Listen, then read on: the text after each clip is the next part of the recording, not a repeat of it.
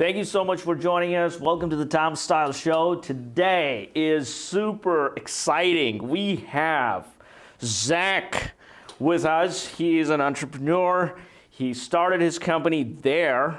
So before I bore you with anything, I want to get to that. All right. Zack, what is this social media app Therr? What is it all about? Yeah, so I guess the first thing I have to say is that I really don't want to be a social media app.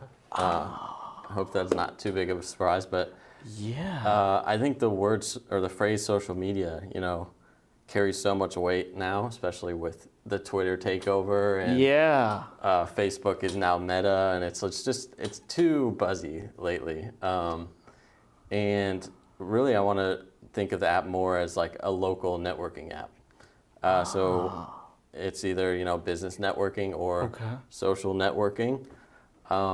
But really, there's a difference between social networking and social media. Social media. Yeah. So with the app, everything's focused around where you are when you're posting, when you're sharing, and it's less about sharing media and more about connecting with people locally, whether you're doing that for business or to make new friends or just meet new people. So yeah, that's where we're at so far. Wow, that's very interesting. So it's not social media, it's about social networking. Exactly. So you can make friends with people, you can make friends with the businesses, or is it focused on the business? Yeah, so there are two sides as far as similar to Google Maps, where a business has their space on the map. But in that regard, connecting a business to a social user is more of the reward system where, say you're a regular at some local hotspot, and you go there 5 times, you should get rewarded, Yeah. In the old days, it's like a punch card. You get your 5 punch cards and you get a free ice cream or something. Yeah, yeah. But, now we're all digital. So, there needs to be some feedback to get people to go to local places and not just go to franchises, not just buy everything on Amazon, Yeah. So that's the problem we're trying to solve. So you're like a rebel against this whole social media takeover of Elon Musk and Meta and the metaverse and all kinds of. So this is so the businesses can interact with the customers. They can give the loyal people some rewards. But are you going into that crypto world after the SBF situation? I'm on the fence, really. I come from a technical background, so I can kind of understand the technical side of blockchain and cryptocurrencies, but I'm so on the fence about it. I did a video on that about my reaction about the SBF, but I think after the video, I think I was too soft on him because. Because you don't know, in the initial video I did, I was very soft on him, and then later I was a little soft, and I'm like, nah, what he did, I gotta go hard now, but I don't want to do another video. So that's so if not crypto, how are you gonna reward these people? Yeah, so originally I was really excited about crypto, to be honest, and I thought that would excite other people too. So the rewards would be you earn crypto, and this is their coin or something. Their coin. Their Yeah, coin. I like that. Yeah. I was really excited about it. And I got involved with the EOS community. Okay. They have a lot of history, ups and downs. But with all of crypto, it seems like it's supposed to be a trustless system. That's the whole point. But you get all these rug pulls that people don't trust it, and there's so much volatility. I guess what I'm doing now is I'm just kind of taking a step back, waiting for things to play out more. But it's definitely an option, rewarding crypto, but I want to keep the option open for just a fiat currency or a gift card or something along those lines. I think that can definitely work. Maybe both. You can have your their coin. Now, before, another thing, I had a question because you were spelling Therr differently. Yeah. And I looked it up, and I thought, why is he doing that? What's going on? Is it about the domain name, or what happened? But then I kind of found out that the rappers use that term, and your music background might have something to do. Is that right, or? I don't know exactly.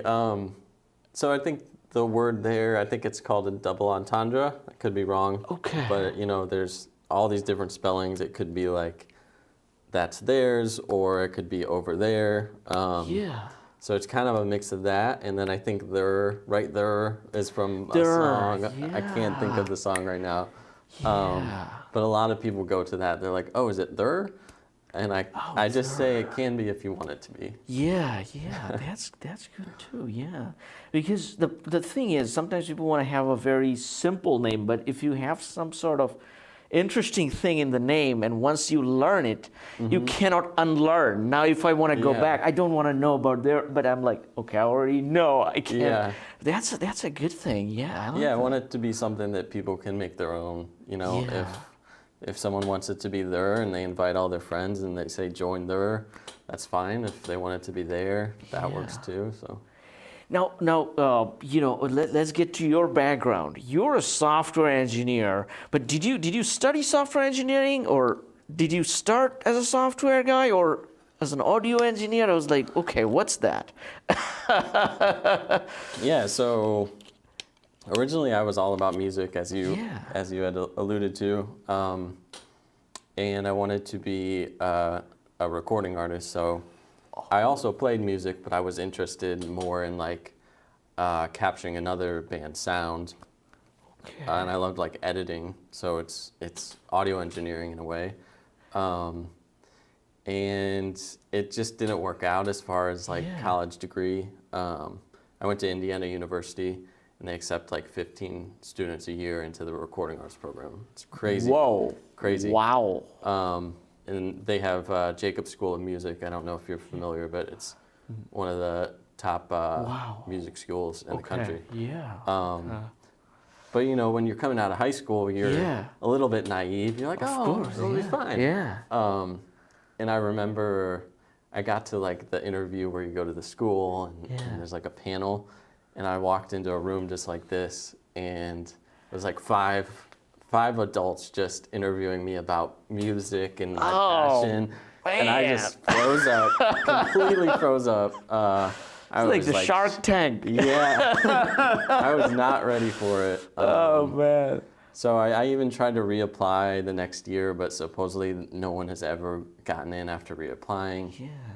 And then I guess I took to like software engineering. Because to me, I found similarities where you're like building something. It's like layer upon layer, just like the music, like the layers in the music. I think they call it it's a loss for music, but a gain for software. Yeah. Gain for Silicon Valley and a loss for LA. So wow, so you wanted to be. So are you still doing the music on the side, or you kind of let it go? Is it? I've really faded out of it. Okay. I'm sort of at a point where I just want to put everything into this new project. I see. And I tell myself, like, if it's successful, I make a bunch of money, I can go quit my job and do music for the rest of my life. It's like, Johnny Depp was into music back in the days. I got to learn that later when his trial, and after the trial ended, he went to jamming with his friends, and it's a good outlet. So after you go public, you go jamming. Where is he? Oh no, he's not here. he's okay. Wow, so that's very interesting. But you did a record label company or something? Yeah. So I guess when I didn't get into the recording school, I thought like I'll start my own thing. Yeah. So that was kind of what got this entrepreneurship kicked off. And again, I was young, I was naive, and I was like, we're going to sign a bunch of bands, we're going to get rich and famous, and then the rest is history. And it was a great learning experience. It was a lot of fun, like to be in college and have those kind of local connections, like you can just meet someone, they're like, oh, I'm in a band too. and then it gets to like, oh, let me record your band, and then you start marketing, and it was great for like social life. Yeah. But then I graduated, and I I needed a job that made money, and I was like, I'm selling vinyls in like the 21st century, and it just wasn't really. I couldn't make a living, and I didn't want to move home with my parents, so like, I'm like, I got to do this tech thing. Yeah. And that's when I kind of just like put everything into finding a job. Kind of shuffled through like the corporate world, hated it, you know. And I got into like startups that were already established, and that's kind of where I got this interest in like, oh, I should make a startup. Ah, yeah. Because right now you are with the Series C startup Instrumental, right? Yep. Wow. So you are a software engineer there, or Yeah. So that's are my you the full-time. front end side or the back end? It's back end. We call our team platform, so it's like scaling out and dealing with just tons of data coming through. So. Wow. So are you guys competing with like the Palantir C3 AI type of thing? Because I think they have similar. They want to go in as a data company, but you know the AI and the is similar. Or? Honestly, I'm not the best person to talk about like the marketing side of things. Yeah. No, I just thought about that. I was like, wow, what do they do? And you guys have some Apple folks that started, I think the co-founders. Yeah, that seems to be a lot of the companies in Silicon Valley. It's like ex-Google or ex-Apple. Ex-Meta. Ex-Meta. But you're creating the Meta killer. Or So now you are working full time, but then you started the app. When did you start the Therr app? So when I started, I was more just kind of like putting code together and trying to build something. Yeah. And that was probably around the pandemic, and that sort of like developed as like I was learning more about startups and joining these cultures on like Twitter and Reddit and meeting different people who would be like a mentor and kind of like just pour out all this advice for you. This is what you should do. Make sure you're solving a problem. And yeah, I guess since the pandemic, it's been 2 years, 2 years, something like that. And I learned React Native, which is like the mobile app. Yeah, I was telling that as soon as I downloaded, I was like, okay, he wrote it on React Native, but later on, I think you're gonna make it fully native, like either Swift or something. Yeah. But right now, it's good enough for prototype. React Native works very well for. Yeah. But if you have millions of people, then you're gonna be okay. We gotta get the. But this is so now. All these, you wrote it yourself, the full app, you're running the full thing yourself. Or do you have anybody in the team? Yeah, so when I started to go through like Reddit and Discord, I would meet different people. And I met a designer who did the current designs for it. Oh. And we still stay in touch and like kind of brainstorm, like what do people want? Yeah. What direction should I go with it? And then I met some others, like some friends in town who are trying to break into like the software engineering industry. And so it's kind of a team of like, I don't know if you want to call them like misfit toys. But yeah, we're all just kind of like interested in this startup culture. I know we're living in Dallas, so everything's kind of remote. The designer's actually in Minnesota. So yeah, it's like. But did you plan this Dallas living during the pandemic? Because during the pandemic, I put all my businesses in Dallas and Austin. We relocated the headquarters right after Oracle said, "Oh, we're going to Austin," and then Tesla did Austin, and I'm like, "Yes, we are also doing that." Yeah. So I did that, even though I'm sitting here in Silicon Valley. But so you guys planned it out, or it just happened? It kind of just happened. Yeah, I gotta give my wife credit. She's good at like market timing and finance. And wow. So she's like, in finance? We got to do Dallas because that's like a finance capital. That is correct. I think we looked at like, New York, Dallas, California. I don't remember where. Maybe San Francisco is also finance. It is, but you'll be taxed to, you don't want to be, that's, New York, San Francisco, that's, these are great places. There's nothing wrong. I'm sitting right here in Silicon Valley and complaining, but for tax purposes, I think Texas is a great place to do startup. Because for the employees, there's no state taxes. They get to keep their that part of the income, so it's a great place. Yeah. Now, one problem that could happen is finding some talent when you start, raising a lot of funds. That's what's great about this area. Then the good thing is you can do hybrid. Yep. They can be sitting in Silicon Valley in the Tom Style show. They could be, pitching stuff and all of that, and still working for you on the side. Yep. So I think that could work very well. So your company, current company, they're okay with a hybrid or fully remote or? Yeah. When I started, it was during the pandemic, so almost everyone was hybrid.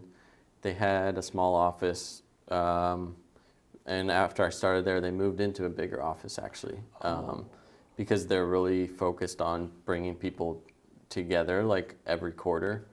So that becomes a big part of the culture, I guess. Yeah. Because that's really big for startups. Yeah, that's the thing, I can't imagine people building a company remotely, sitting, communicating. It works up to a certain point, it does work, but then after some time you're like, nah, we need people here, we can talk, we can just lean over and ask about an idea, something like that, right? Yeah, I really think hybrid's the future because no one wants to commute if you're driving through traffic to work. Yeah. But everyone kind of wants that social interaction, like you're saying, where you're like, walking into an office, greeting people, like having lunch together, that kind of team building, Yeah. So. That team build. Then there's this metaverse coming up. Are you going to be on the metaverse through your Therr app? I don't know. I think that Mark Zuckerberg's jumped the gun on it. Yeah, he's a little ahead of his time, I guess. Yeah, I really don't know what to think about it. I'm not a fan of like the whole virtual reality thing. I think augmented reality is cool. Yeah. Because you could like walk down the street and get like all this guidance around things you don't really know exists in that area. But to put on a headset every day for work, I can't. I think I back in the days, Elon Musk had a reaction about that. He was like, you are not supposed to sit so close to the TV. Is it good for your eyes to put one right in front of you like that? Are you gonna be blind someday? What is this? And then he got the motion sickness. So, let's see, have some productive work. After that, motion sickness kicks in, and then you're out of work for half a day. I have a lot of mixed feelings about it. So that could be something. Yeah, that's no. This Therr app. Are you going to be pulling the Google business data from the API using the API, so that way you have the information already in there, and then people can claim the business? Or you want them to put their business directly? Yeah, so a big part of making these decisions is investment. So as, a few developers on the team and not having that, I don't even have an angel investor yet. So, but right after the Tom Style show, I think they're going to be lining up. I hope, because I do advertise it heavily. I just started. It's not like I've been too heavily to investors in the Valley or New York. So a lot of investors, I think, looked at some of my ideas on Disney and with Chamath's Polyapathy. I was like, oh man, I don't know what they're thinking. They're probably this guy. We need to kick him out of Silicon Valley. But yeah, I think you're gonna get some good reaction. What's that's a very good point though. So what's the timeline you're thinking? Okay, when do you want to go for seed, angel, ABC? Yeah, so there's so many ideas all the time that we come up with, and we're like, what do we need to do to get more users, or what's going to lead to ABC? And then we can talk to an investor, and they realize like, oh, this has potential. I'm going to take a risk to invest with you. So I guess we have these roadmaps, but they're always changing. Yeah. And I was talking about the EOS cryptocurrency. Oh, yeah. We started with a sort of accelerator through Helios Rising. And they were a big help for kind of like helping prepare us for like seeking investment and things like that. But at the time, I think that was like a bit less than a year ago, we had like 200 users. Oh. So when I got, like, they lined us up with some investors and I pitched, it kind of got to the end and they're excited. They're like, so how many users do you have? Yeah. And I tried to avoid the question, and then they just kind of poked at it so they could get an answer. And then that's when they're like, oh, well, maybe you should get more users. so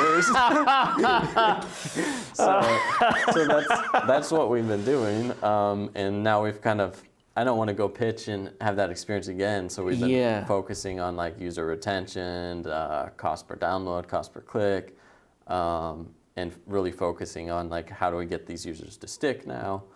So what was their idea? How many were they expecting? 100,000 or like 10,000? They didn't say exactly, but the investor was in LA. And because the app is so location-based, while I was talking, he downloaded it, logged in. And then he's like, oh, well, there's no one around me. So I also downloaded, So, yeah, that's a big part of it. And what most startups have done for these kind of social networking companies is they generate fake users, they generate a bunch of fake content. Maybe you're pulling content from Google Maps or wherever it is. To kind of give that illusion of this like really thriving ecosystem, and then you get real users to post, then you can like step back from the fake users. But I don't want to do that unless it's kind of like last ditch effort. So I'm trying to find ways that I can generate real content or kind of give people incentives with the rewards program, and focus in like certain areas where I can build that up. As far as I think it would be very good if you start with one of the universities, maybe San Jose State, Stanford, or one of the or Dallas, one of the universities. You forget every other location, just launch there, get the students in, give them some incentives to join, and because students are the ones that frequently go to the library. So then they have a lot of library stuff, and they go to this burger place or this McDonald's or this, that. So that's, I think, creates the community. And then show the investor that, hey, okay, you got to put your location as Dallas, that way you can see what it is. And if, that way they would be like, whoa, wow, that's very interesting. I think up until recently, I've been really heads down coding. I can feel that, So I've kind of like, you get to a point where you're just like going, and it like affects your life, really, your mental health and everything. So I kind of had to snap out of that, and now that I like feel good about the app, it's pretty smooth, but it's lacking all these features. I want to start to market it more, and now you're on a media tour, like SBF went on a media tour. I don't know, he messed up big time with the media tour, I guess maybe I'll learn from that. No, you're doing very good. You're doing great. I think people are gonna love it, especially people like the honest opinion about things. People that hype it out. Oh yeah, I have thousands of users and stuff like that. Then people are like, nah, that's. But your honesty and you're very straightforward and clear. I think people are gonna like it. Now, the other thing is, did aerospace, I did software, I ran companies. And so in my life, one thing I realized, when you're heads down coding, you cannot run a business. It just doesn't work that way. Yeah. You have to let it go. And it's hard because you're like, all my skills down the toilet, what just happened, Yeah. So what's my future? Just talking and leadership and all kinds of, what does that even mean, right? Those are very abstract stuff, right? Communication and stuff. But you gotta go hardcore in hiring, or you gotta go finding the guy that's gonna do the coding all night. You gotta, and for that you also need the financing part of it, because otherwise how do you find them? And so attracting the talent. I think that's one role you can go with if you want to go as a founder, CEO, decision-making personality kind of way. The other role you can go with, like I think Zuckerberg kind of went that way, that he's going to be heads down coding, everybody else will figure things out around him. So that's also a very good way. Both the ways work. But in that case, you need somebody on the side to do the hiring, the resourcing, the pitching, the media tour and things like that. But you're pretty good at these media tour and all that musician stuff. So I think, it's a difficult, but you also did great with the codes. Yeah, so thank you. You got both the sides. So I can't make a decision. Yeah, I've sort of searched and kind of put the word out for like a marketing co-founder. And there have been different people who like join the meetings and kind of in and out, but nothing has really clicked where, there's always, they're like balancing like other side hustles, this and that, and they're not really like fully engaged. Here's the living cost and the inflation, man. Yeah, everyone's trying to make a nickel and dime here and there. And the startup vibe kind of a little low right now. I think it was pretty big because everybody had the valuation. They were raising money with insane valuation. I was like, what does that even mean? This guy just became worth $100 million or $1 billion, like out of nothing. What is that? Yeah. And so now that kind of on a very low level, because now investors kind of got the upper hand here. Yeah. But the risk is also higher on their side, especially after all these SBF, and not just SBF, even, the Facebook, 80% market cap wiped out, the rise of TikTok. And so, TikTok. And so now before we think about this, are you going to have media content like those, like Instagram or like TikTok type videos? Are you going to have those on your app, or? Maybe. I think, we started with just like you can share an image when you're traveling or, in like a local restaurant or something. Yeah. And the whole idea is that you don't get anything in your social stream unless you walk around and discover it and it gets activated. So, we could add video. One thing I want to avoid, like the plague, is this kind of doom scroll new trend, which TikTok, now YouTube Shorts, Instagram and Facebook now have this where you just scroll. It's just so addicting, man. So I don't have TikTok on my phone because I don't want to be addicted. Yeah, there's so much. But still, as soon as I go to because of my channel now, I go to YouTube, and they're promoting shorts on top of it all the time. And if you click, and these are so good in terms of their thumbnails, you gotta click sometimes, and then you're deep into that hole. It goes on. I'm like, and after that, you're like, what did I just do in the last half an hour? Yeah. What just happened? You know? I think there is value to it. I mean, obviously, it's like these shorts are interesting for a reason, and people can like pack so much information and content. Like if they're doing like a tutorial for something or like a recap of something. But I want to like make people more aware and give them more choice around like what type of content they're going to find next when they scroll, rather than like this algorithm that just picks for them and directs them whichever way it wants to, and kind of gets them like addicted to some idea or some new like product or whatever it is. So that also brings up another thing for you, content moderation. Did you think about that? Yeah, so I mean, I think about that a lot because especially with location, there's a lot of like safety and security you got to think about. So I mean, we do have, we just use a third party to like detect sensitive content, anything explicit or like hate, and just filter it out. And you know, there's an option to post publicly or privately. So if anything is we catch, then we like mark it as bad.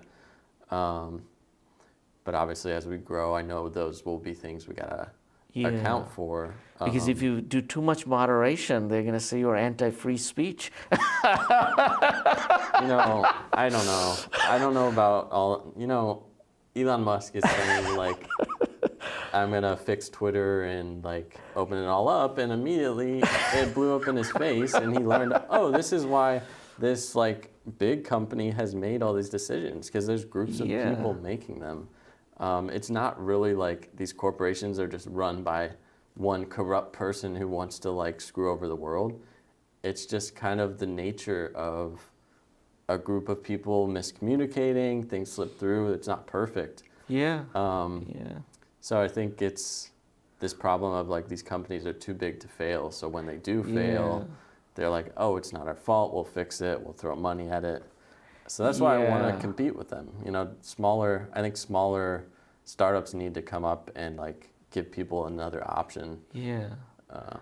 So one thing is the location based. What happens, let's say I go home and I open your app and I post something, oh, I did a video with this guy, blah, blah, blah, watch it and stuff, you know, subscribe.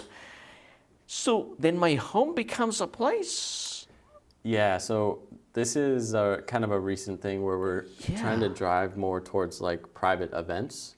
So everything you post is more like, you can say, post to my friends only, or to close friends only, family only. Because I think there's more value in creating an event and saying like, okay, only these 100 people are invited, it's like exclusive. But yeah, you don't want to post at your house and then now and make it public. Now everyone knows where I live. Just said this is where I live. But we also have in our designs that I just am not able to implement yet is like when you post, you can move your location within like some radius, you know, within a mile or so. That way you're not just posting on your house.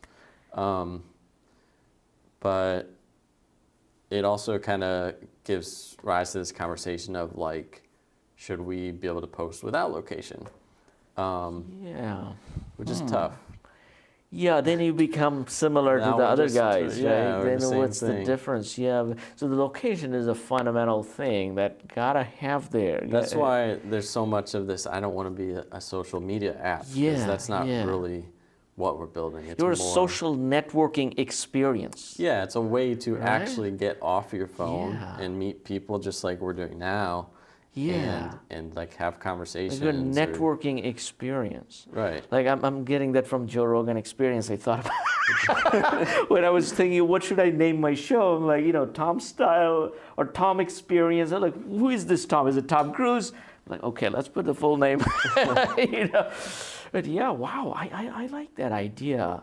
So you are also going into the event side of the business. You know, that could be very big moneymaker. Because a lot of people try to solve that event, but at the end, this Ticketmaster, Taylor Swift, you know, that's where the control goes to. You know, StubHub or Ticketmaster, right? It just. That's what SnapMap did. I think they signed with Ticketmaster, and now all events are through Ticketmaster. Wow, man, there's no way around it. Yeah, so I guess you can ask, like, where do you create an event that you can invite people? So there's Facebook groups. No one trusts Facebook anymore. I think the one that's still pretty good is Meetup app. Meetup app, yeah. But I don't think they have any of this, like, social connecting. Like, I'm not sure if you can even follow people or, like, build your network of friends. So I go to a lot of meetups and meet great people. Yeah. But then it's like, oh, I didn't get that person's number. Can I find them on the app? You know. Yeah, that's a thing. Because I went to a meetup, I was speaking somewhere, and a lot of people later on added me on LinkedIn. So that's kind of counterintuitive, right? You should be able to do it right there, you know. Yeah, all in one app. Right, yeah. So if you can solve that problem, that's a big solution, man. That's huge. Like the local everything app. Yeah, That's the local everything. They say. come on the meetup, you know, they add as friend. So are you going with you call them friend, or you're calling like? Right now we have it as like connection, like create a connection. Connection. But the goal is to add groups so that you can say like this person's a close friend, this person's a friend, this person's family, and then this person's just a connection, which could be like a business acquaintance or something. Professional connection, maybe. Yeah. Yeah. Because now it's gotten to the point where you have to have like 8 different social media platforms to have all your connections. And I think what Jack Dorsey's doing is pretty interesting. Yeah, it's some blue sky thing. What is that?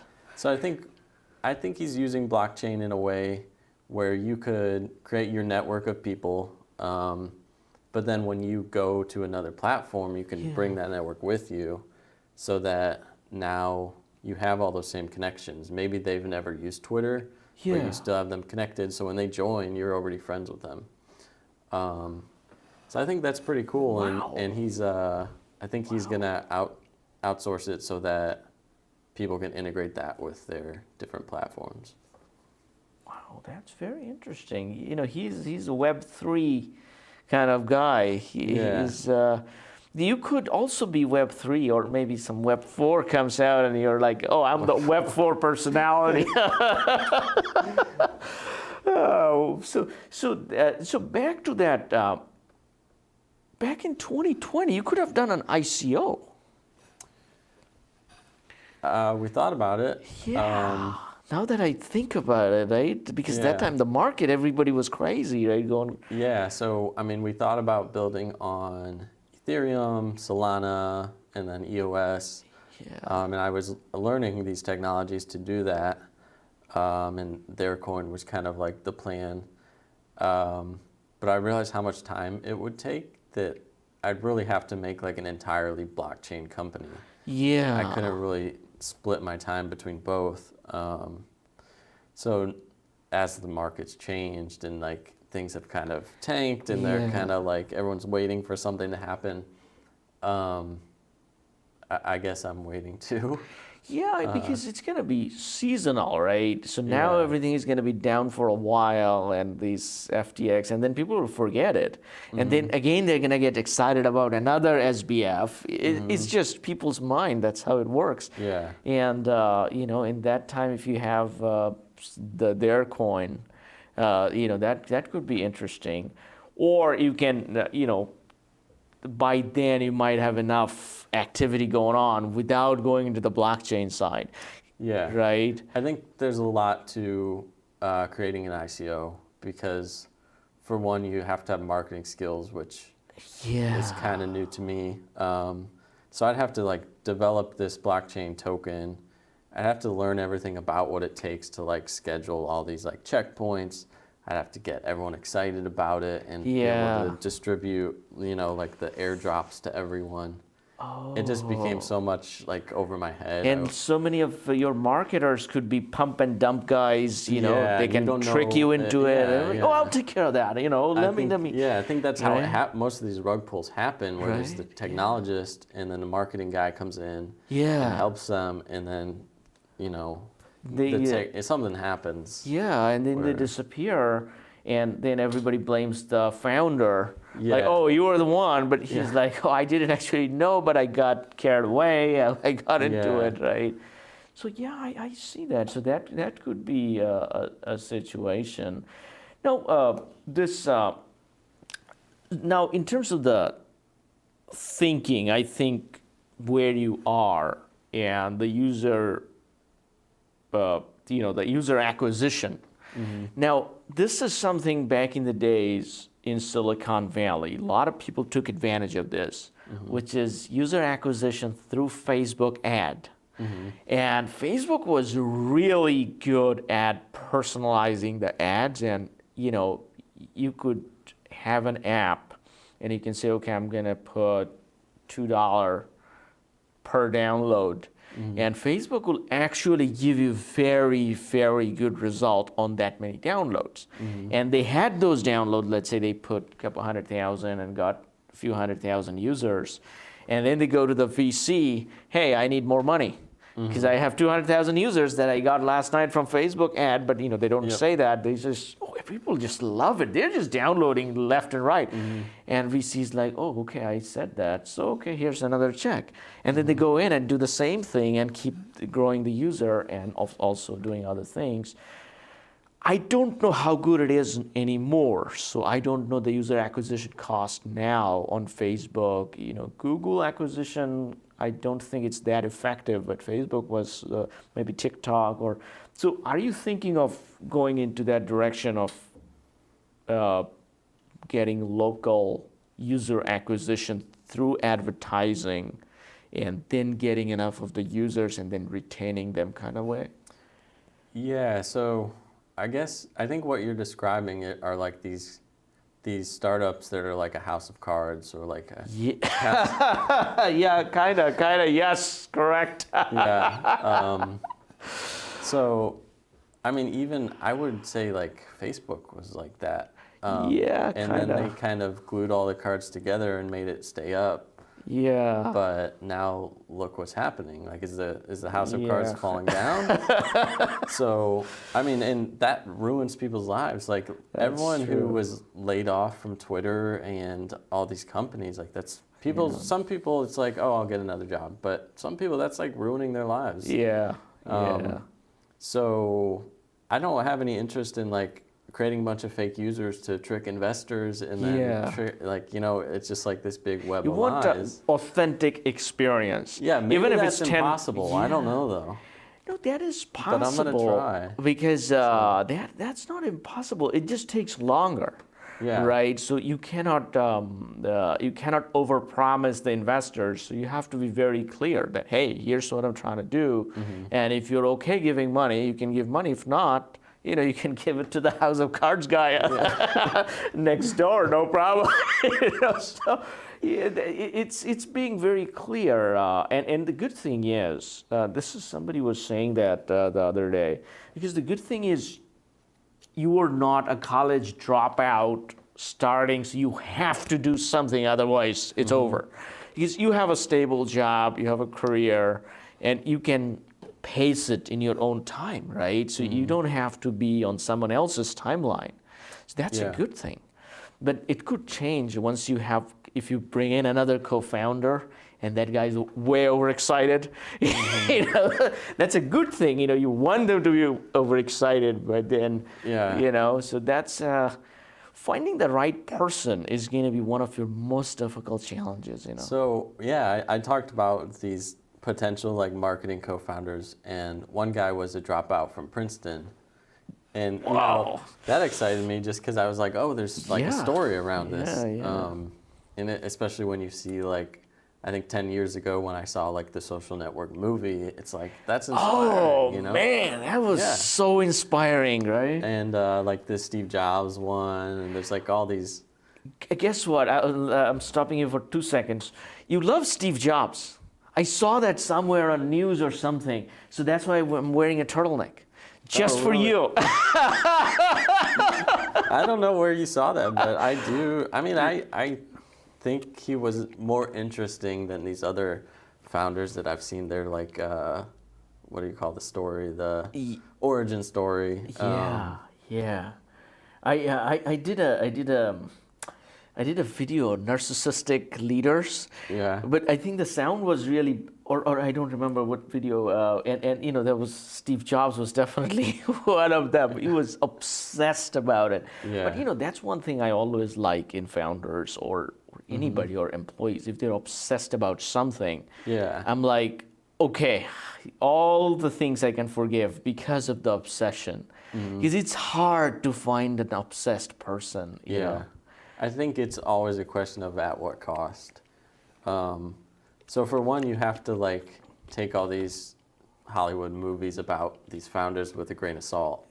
But in the one about Steve Jobs, you know, it's like he like neglected his daughter and things like that. That was kind of the biggest point where you're like, do I want to like, you know, is this how do I feel about this? You know? I see. You don't know really what a person was going through or why they did what they did.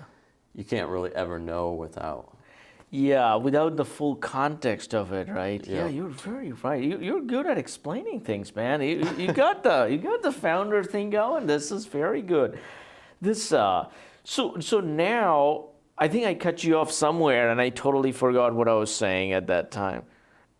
Oh, so this co-founder from Princeton. Oh yeah. Yeah, so I thought it was like going to be a great connection. It seemed like we kind of like bounced ideas back and forth really well, but yeah, it just didn't play out. And like you were kind of getting at this idea of like there's like the survivalist who starts a company, and then there's like the like more like slow paced, I guess.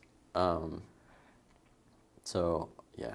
I don't know where I was going with that one, but but no, that's a very good thing. You know, when I quit my job, but I did not start a social network or anything. I knew the business well, and I thought I was super young. I thought I could do it myself. And I made so many mistakes at such a young age, and you know, so many times I was so close to absolute bankruptcy. But then later on, when the businesses did well, it was much easier for me to open another entity, you know, open some idea, even if it doesn't work out. Didn't bother me much because I can live with it. But that time, the mistakes, those were fatal.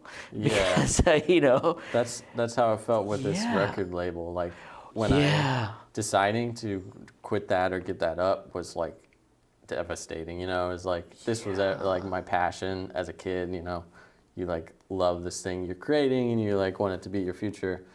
But now, after that, it's like you try to start something and you like, if it doesn't go well, like you're saying, it's like, you're more like, you're still proud of like the effort that you made and you're like, I'm going to do something else now and see if I can do it right. So this,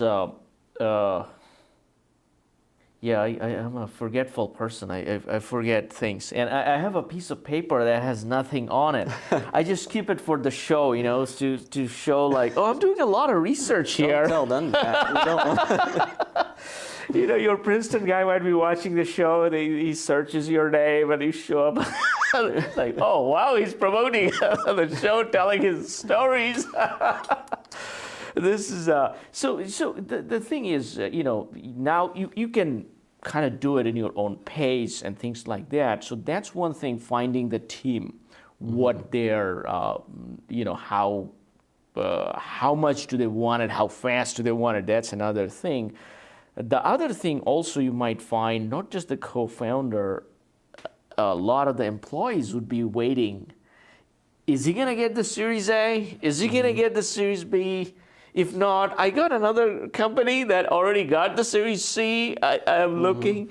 So that's another issue. And but I do think if you find somebody that's more passionate about the product than how successful the company would be or how successful the company is, that's a good one.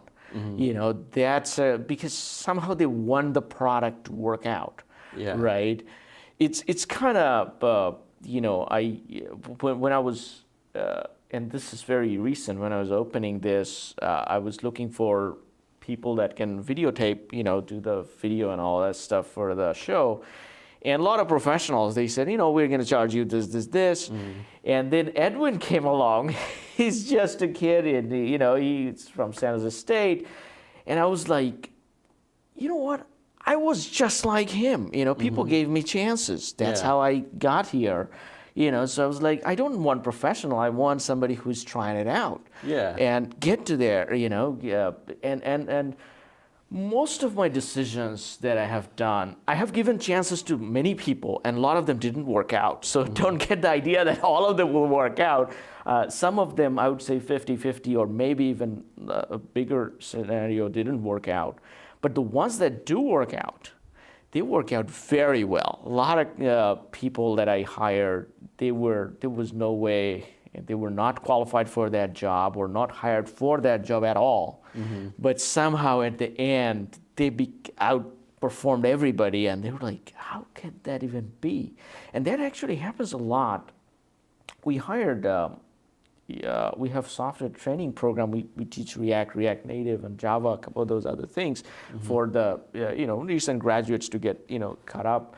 And we had a couple of the mechanical engineers down the road. They outperformed the software guys that did 4 years of software, and because they had the passion, they wanted it more than the other guys. So a couple years later, they are already at very high-end positions, and I think that could be something you can look at when you're looking for